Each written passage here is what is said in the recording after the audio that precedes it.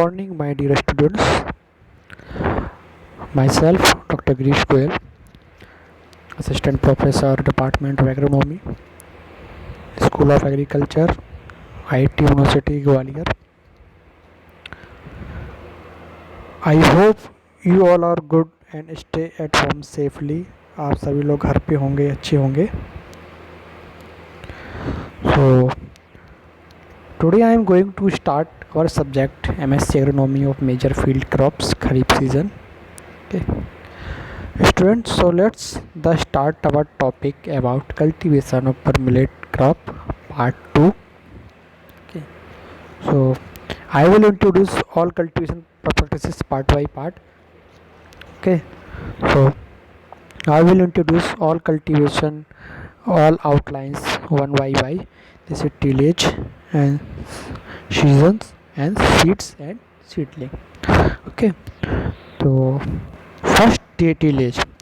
Students, before starting the topic, I want to telling you about some points. This is tillage. Okay.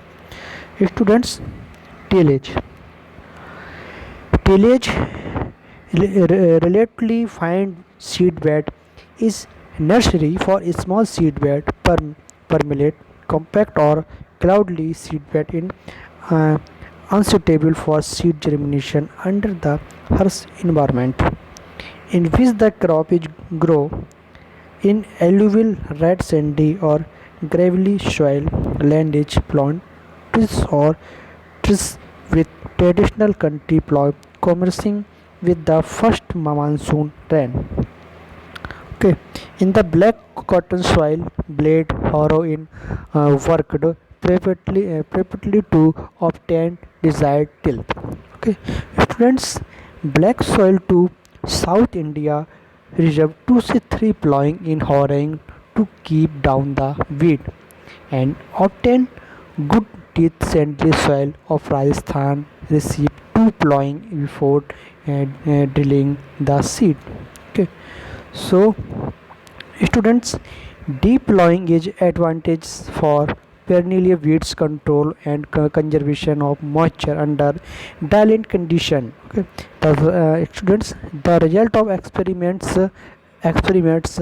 clearly indicated the beneficial effect of deep ploughing 30 to 40 centimeter over slow 10 to 12 centimeter ploughing of rain-fed per minute. Okay, so students जैसे थोड़ा सा generally था tillage के बारे में, हम अपना point पे आते हैं tillage. Okay students, deep summer ploughing was 2 to 3 years at in perennial weeds management besides soil moisture conservation for a rain-fed crop. Okay, next 2 to 3 plowing for a rain-fed crop commencing with onset of monsoon followed by harrowing for drilling the seed. Okay, next 2 to 3 plowing followed by leveling and planking for forming beds and channels for irrigation crop. Okay तो students, ये तो generally था, मैं आपको इसको हिंदी में आपको बताता हूँ क्या है. स्टूडेंट्स ये कह रहे हैं टीलेज 2 से 3 साल में एक बार गहरी गर्मी की जुताई एक बरसाती फसल के लिए मिट्टी की नमी संरक्षण के अलावा बारहमासी खरपतवार होती है जो खरपतवार में सहायता प्रदान करता है. ओके, एक बारिश वाली फसल के लिए 2 से 3 जुताई मानसून की शुरुआत के साथ शुरू होती है. ठीक है, इसके बाद बीज की ड्रिलिंग के लिए तड़पती है. ठीक है, सिंचाई फसल के लिए बेड और चैनल बनाने के लिए लेबलिंग और तख्ती लगाने के लिए बाद 2 से 3 जुताई करना चाहिए करें.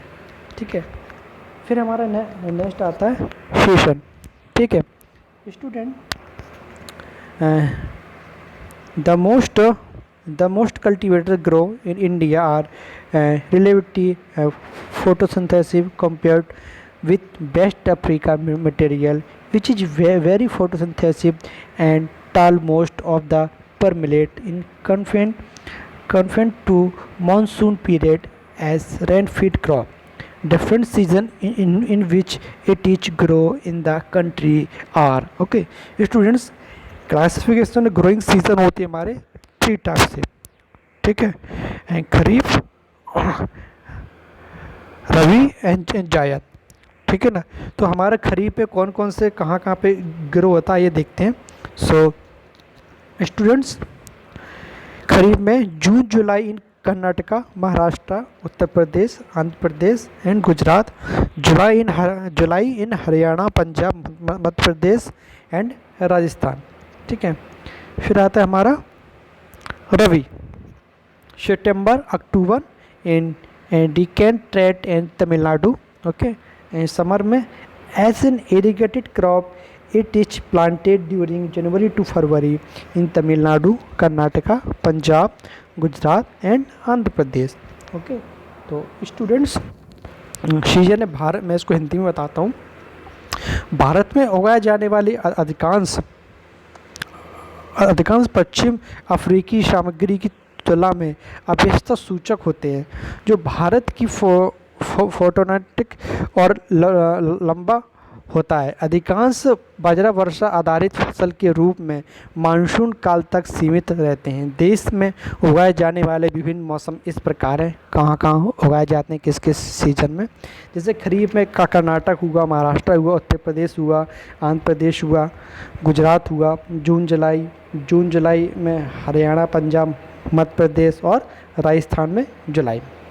ऐसे रबी सीजन में सितंबर का नाम अपना, जैसे रबी सीजन सितंबर और अक्टूबर डेक्कन ट्रेड इन तमिलनाडु में हो गया, ठीक है ना। फिर जैसे हमारा समर में हुआ, कहाँ कहाँ ग्रीष्मकालीन में एक सिंचित फसल के रूप में ये जनवरी से फरवरी में तमिलनाडु, कर्नाटक, पंजाब, गुजरात और आंध्र प्रदेश में लगाया जाता है, ठीक है।